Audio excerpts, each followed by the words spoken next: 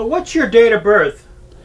Mine, 2/12/27. Went to school here, right here in Irvin. Okay. For 8 years. Well, 6 years, and the schoolhouse burnt down. Oh my gosh. So we finished that year out and went to Beatty School in east side of Warren, where the grocery store is now. So you went to Youngsville High School. Yeah. Yesterday, December 7th, 1941, a date which will live in infamy. The United States of America was suddenly and deliberately attacked by naval and air forces of the Empire of Japan. What do you remember about it? Well, I used to hang around up here at the garage. The garage was open 7 days a week. It had gas pumps out there, and then the guy that took care of the pumps on Sunday was a mechanic too, and so if somebody needed a car fixed, why, he could fix it for them. But So you're at the automobile shop, and that's where you hear about it? yeah, it's a Studebaker agency. Well, I thought it was a bad thing, but didn't really understand that much about it at that time. Not very much. They'd show us movies once in a while about some parts of it. Not very much of it, but all I remember is the vehicles that were there. German half-track was a 41 Ford truck with treads on the back. Because Ford had a factory in Germany and had a factory in Russia. Remember when they had the siege of Stalingrad, it was pulling road graders with Model A trucks. Wow. That's what you remember of the newsreels. Yeah. Well, that was, I think, a film that they showed us in school. But they didn't show you none of the bloody stuff. I mean,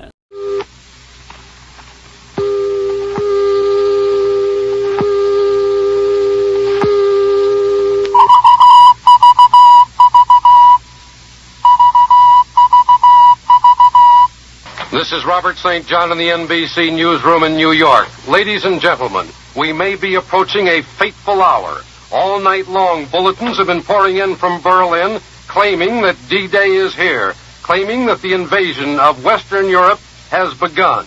but I do remember the Normandy invasion. I was working on the railroad at 17 years old, and we was working on the Pennsylvania Avenue Railroad crossing in Warren when the whistles and sirens start blowing. And so when they found out later that that's the reason they was blowing, because they'd started the invasion. Were you drafted or did you enlist? Well, I took a test in school to see if I was qualified for aviation cadet training. I want to speak on my favorite subject, the Army Air Forces. Now, the greatest mass mobilization in the history of the world is taking place. Men from cities, towns, farms, married men and single men, brothers, sweethearts, husbands, fathers and sons, businessmen and workers from the factories, and students from colleges and high schools all over America. They're mobilizing, joining up, or having their numbers pulled out of a fishbowl. And this war we're fighting today and tomorrow and the next day until we win is a war of the air. I passed the test. Then the following summer, went to Erie. I was 17 years old, went to Erie and got a physical and passed the physical, so got sworn in right there, and we was in the Aviation Cadet Training Program Reserve, if you want to call it that. Well, then, after a few months of that, they got a letter that says they had all the people they needed in the training program. That could either take a discharge and sign up with the draft, or it could go right into service, or it could stay in the Air Force. So I decided to stay in the Air Force. I didn't want to be in the infantry, so I knew that much about it. Where'd you do your basic training?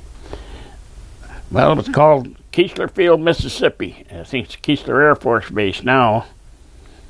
And so I'd done the basic training there and went to aircraft and engine school there, and then went to B-29 specialist school there. What did they train you to do? Well, just general training. I mean, like we took the engine off of the B-29 and put it back on and see if it still run. Good test. You learn different parts of the plane. You learn stuff that you was too young to understand before that. Like, if you got two metals of the same kind, nothing happens. But put two metals of different kind together, where you're going to get rust or corrosion and whatever else happened. We left Mississippi. It was on a troop train. I ended up going to Seattle, Washington. From Seattle, Washington, and went north, got on a boat and went to Alaska. Well, after I got up to Alaska, they was forming this new rescue squadron, and I ended up part of that. And then, after I was there a while, I then went out to one of the Aleutian Islands, island of Adak, which was the second to the last inhabited island out. The summers are long. Yeah, I remember reading a newspaper at midnight. Guys that was there before us said they went to bed 2 o'clock in the afternoon on New Year's Day because it was dark. Yeah. All I can remember is when I was on the ship, after it got so far out, you could buy cigarettes for 5 cents a pack. There you go. It might have been 6 cents. I don't remember. It was 5 or 6. But of course, I think it was probably 18 or 19 cents regular price. That's a lot of tax money. We're assigned to this rescue squad, this new rescue squad. What was it designed to do? Rescue what? In case there was some... Well, mostly people out at sea, whether a plane crash or boat quit or something. But we never had anybody to go look for. One of the other stations had some, I think 2 soldiers and 2 civilians went out with a boat to check these lights that was out lined up with the end of the runway, and they never came back. Well, the system at that time, whoever decided that they was lost was supposed to notify their base, and their base was supposed to notify Alaskan mainland. Alaskan mainland was supposed to notify Seattle. Seattle was supposed to notify Alaskan mainland to notify these people to go look for them. Well, that was a day later then. By the time all that messaging kept going back and forth, well, it was gone then. Dated San Francisco, the Federal Communication Commission quotes Domai saying, "Japan accepts allied terms." In Biloxi, Mississippi, or Keesler Field, and I think I was still taking basic training there. Did you celebrate, Frank? Did you do anything, or was it just... Couldn't get off the base. It was confined to the base. We couldn't get in town. All I can remember about the next day, I got the job of cleaning up the officers' club. So we went in there, all the tables and bar and everything covered with bottles and glasses. Wasn't a drink to be found anywhere. Well, it's the officers' club, but it's still a mess. Well, it was everybody was going to war. When everybody that was past the physical went to war. Which about what it amounted to. And you figure it was a thing to do. Well, when you're that young, you're fearless. Would you do it again? Well, the story always is, wouldn't take nothing for your experience, but wouldn't want to do it over again.